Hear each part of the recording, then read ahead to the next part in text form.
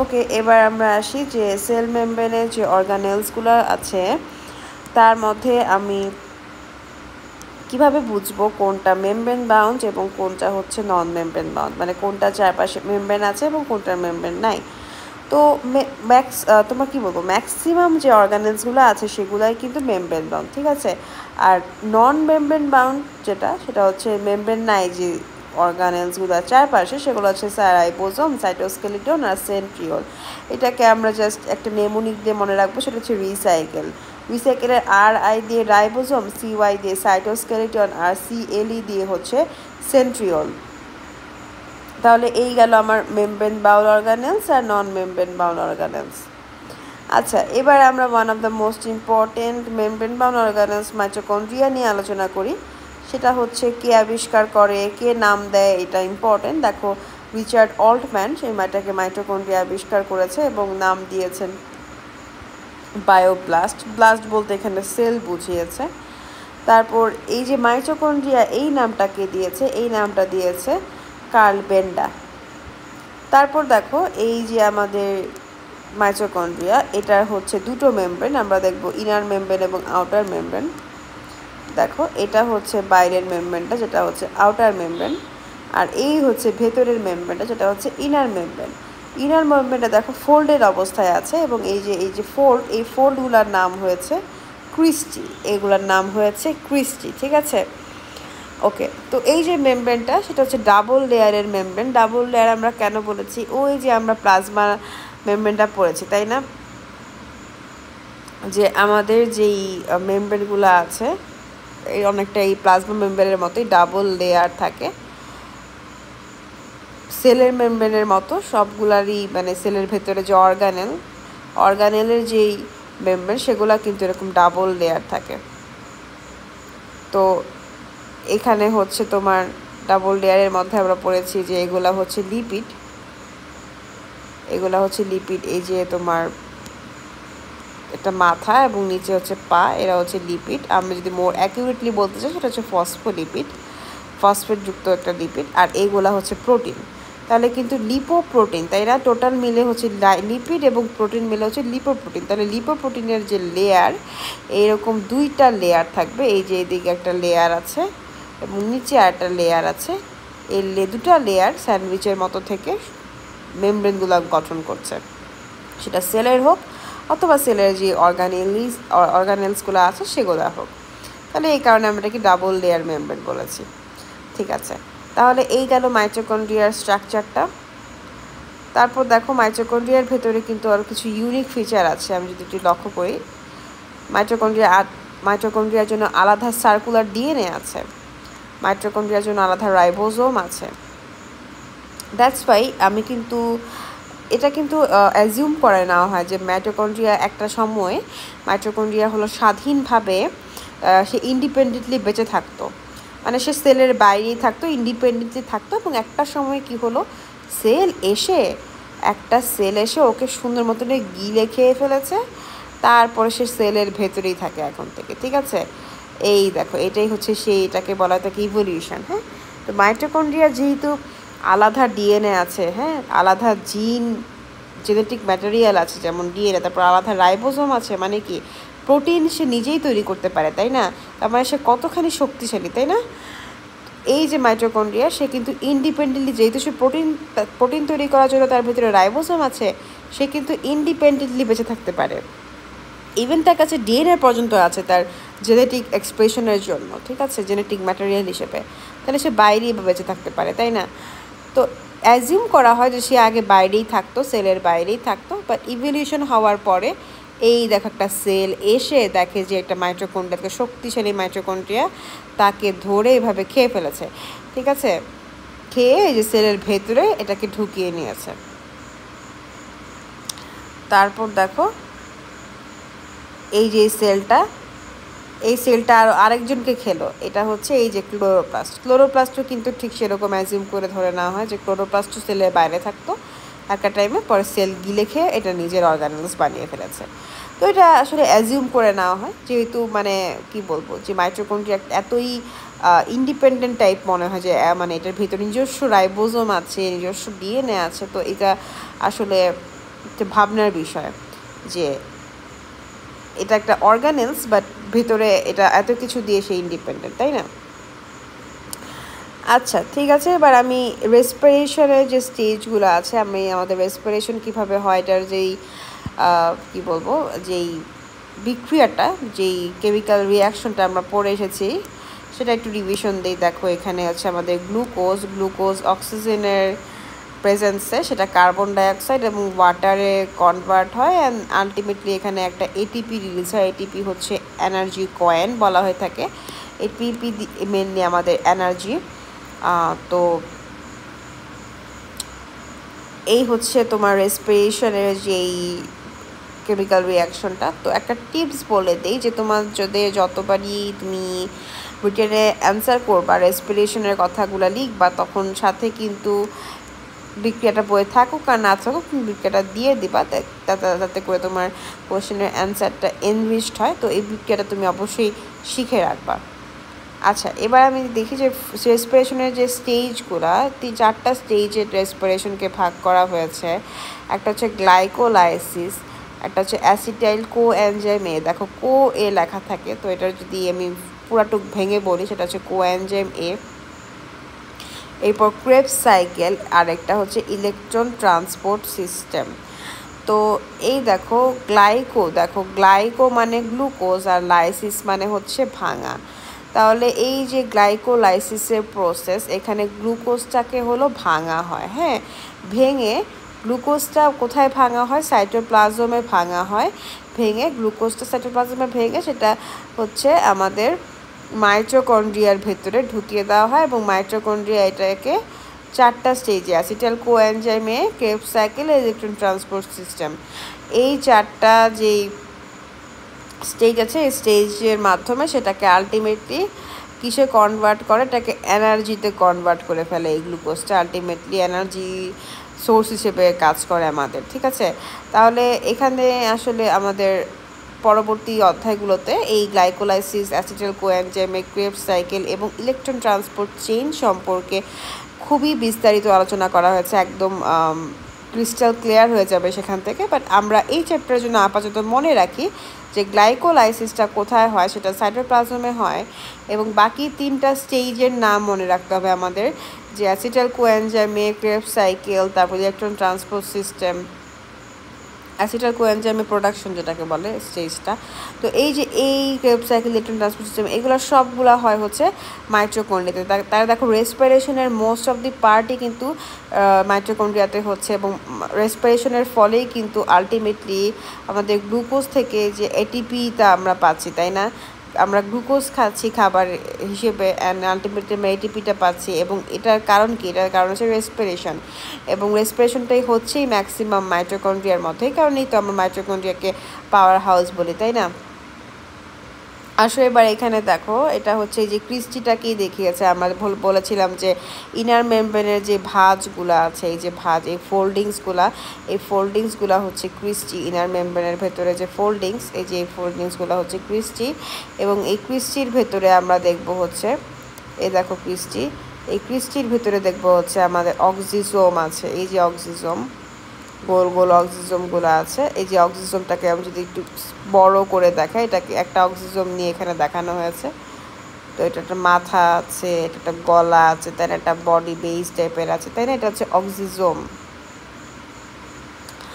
তারপর এই হচ্ছে, এটা হলো ইনার মেমব্রেন, সরি এটা হচ্ছে আউটার মেমব্রেন, আর এই হচ্ছে কি ইনার মেমব্রেন, যার এখানে ক্রিস্টি বা ভাঁজ, তার মধ্যে যে গোল গোল গোল গোল অক্সিজোমগুলো অবস্থান করছে। তারপর আমরা দেখি যে প্রোক্যারিওটিক সেলে আমাদের মাইটোকন্ড্রিয়া থাকে না, কোনো মেমব্রেন বা অর্গানেলসই তো প্রোক্যারিওটিক সেলে থাকে না। ইউক্যারিওটিক সেলে হচ্ছে প্রেজেন্ট থাকে, মেমব্রেন বা অর্গানেলস প্রেজেন্ট থাকবে কিছু প্রোটোজোয়া বাদে, যেমন ট্রাইকোমোনাস আর হচ্ছে এই দুটা অর্গানেলস, এই দুটা হচ্ছে তোমার যে প্রোটোজোয়া বাদে বাকি সব জায়গায়, সব ইউক্যারিওটিক সেলে তোমার থাকবে হচ্ছে মাইটোকন্ড্রিয়া। আচ্ছা, এবার আসি এখানে,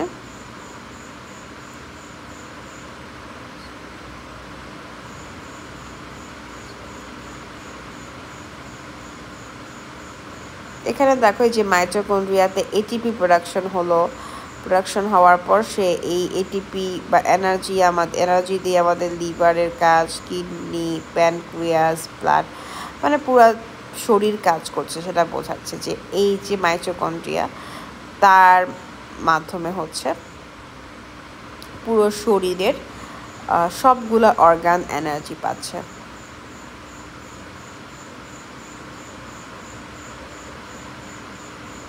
আচ্ছা, এবার আমরা আসি হলো প্লাস্টিডে। আর্নেস্ট হ্যাকেল উনি হচ্ছে প্লাস্টিড আবিষ্কার করেছেন আর কি। তো এই প্লাস্টিড এটাকে আমি হচ্ছে 3টা ভাগে ভাগ করতে পারি। একটু দেখো যে ক্লোরোপ্লাস্ট, ক্রোমোপ্লাস্ট আর লিউকোপ্লাস্ট, এই কয়টা ভাগে ভাগ করতে পারি। তো এই শব্দটা আসছে পুরোপুরি ক্লোরোফিল থেকে, ঠিক আছে? ক্লোরোফিল থেকে ক্লোরোপ্লাস্ট শব্দটা এসেছে, এবং ক্লোরোপ্লাস্ট গ্রিন কালারের হয় দেখতে। ক্লোরোফিল থাকাতে এটা গ্রিন কালারের হয়, তাই এটাকে বলা হয়ে থাকে হচ্ছে ক্লোরোপ্লাস্ট, যেহেতু ক্লোরোফিল উপস্থিত আছে। আচ্ছা, তারপর দেখো ক্রোমোপ্লাস্ট, এখানে ক্রোম মানে হচ্ছে কালার, তবে বোঝা যাচ্ছে যে ক্রোমোপ্লাস্টে পিগমেন্টস থাকবে। আর লিউকো মানে হোয়াইট, আমরা লিউকোসাইড পড়েছি যে শ্বেত রক্তকণিকা যেটাকে বলে, হোয়াইট কালারের আর কি। তো WBC হোয়াইট ব্লাড সেল, এটাও কিন্তু তোমার লিউকো মানে সাদা, আর হোয়াইট ব্লাড সেল হোয়াইট বা সাদা, ঠিক আছে? তাহলে লিউকো মানে হচ্ছে তোমার সাদা, তাই লিউকোর প্লাসটা হচ্ছে সাদা থাকবে। আচ্ছা, এই দেখো আমরা ক্লোরোপ্লাস্টের ভেতরে এসে পড়েছি, এটাকে কাটলাম। দেখো এই যে সূর্য, ওকে এই গেল। আচ্ছা, এই যে সূর্য, সে সুন্দর মতো দেখো সূর্যের উপস্থিতিতে কি হয়, সূর্যের আলোর প্রেজেন্সে ক্লোরোপ্লাস্ট কি করে, খাবার তৈরি করে, তাই না? তো এটাই হচ্ছে মেইনলি। এখানে আছে দেখো কিছু চাকতির মতো, দেখো অনেকগুলা বলতে পারো অনেকগুলা কয়েন যদি আমি একটার উপর একটা রাখি, এরকম একটা স্ট্রাকচার ফরমেশন হয়, তাই না? তাহলে এরকম একটা স্ট্রাকচার এখানে আছে, যে অনেকগুলো কয়েন্স যদি আমি একসাথে রাখি এরকম একটা স্ট্রাকচার হবে। এই স্ট্রাকচারটার নাম হচ্ছে কি নাম বলতো, এগুলোর নাম হচ্ছে গ্রানাম হচ্ছে দেখো উচ্চারণের সময় আমাদের ঠোঁটগুলা লেগে যাচ্ছে, ধরো দুটো upper lip and lower lip লেগে যায়, তখন হচ্ছে এটাকে আমি বলবো এটা সিঙ্গুলার।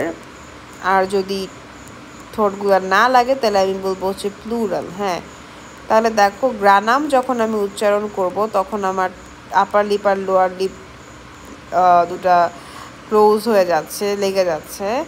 আর যখন আমি গ্রানা উচ্চারণ করব তখন আমার কি হবে, আপার লিপ আর লোয়ার লিপ আলাদা থাকবে, তাহলে সেটা হচ্ছে প্লুরাল। তো এই যেভাবে হচ্ছে সিঙ্গুলার প্লুরালগুলো আমরা বুঝবো। তাহলে গ্রানাম অনেকগুলো গ্রানাম মিলে হচ্ছে গ্রানা হবে। ওকে, তাহলে দেখো এই যে অনেকগুলো কয়েলের মতো আছে, এগুলো হচ্ছে গিয়ে গ্রানাম। এবং এই যে এগুলা হলো সোলার এনার্জি, যেটা এই যে দেখো সূর্য থেকে যে এনার্জিগুলো আসছে, সূর্য খুশি মনে এনার্জিগুলা এখানে পাঠাচ্ছে। অ্যান্ড এই এই যে কয়েন্স টাইপের যে চাকতিগুলো আছে, সেই সুন্দর মতো এগুলো ক্যাপচার করে ফেলছে, তাই না? এবং এগুলা ক্যাপচার করে কেমিক্যাল এনার্জিতে কনভার্ট করছে। এবং সেটা কিভাবে করছে, এই যে এটাই হচ্ছে আমাদের সেই বিখ্যাত রিয়াকশন, তাই না? এটাই হচ্ছে সেই ফটোসিনথেসিসের রিয়াকশন।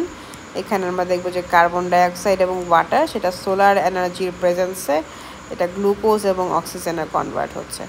তাহলে এই যে গ্রানা, সে হচ্ছে এনার্জি ক্যাপচার করে কার্বন ডাইঅক্সাইড এবং ওয়াটার থেকে সোলার এনার্জির সাহায্যে সেটা গ্লুকোজ এবং অক্সিজেনে কনভার্ট করছে। তো মেনলি এই যে green parts of the plant, এই গ্রিন পার্টস অফ দ্য প্ল্যান্টেই ক্লোরোপ্লাস্ট থাকবে, কারণ ক্লোরোপ্লাস্টের যে ক্লোরোফিল সেটা হচ্ছে গ্রিন কালারের। এবার আমরা ক্রোমোপ্লাস্টে আসি। এটা হচ্ছে ক্রোমো মানে হচ্ছে কালার, এবং এটা নন গ্রিন।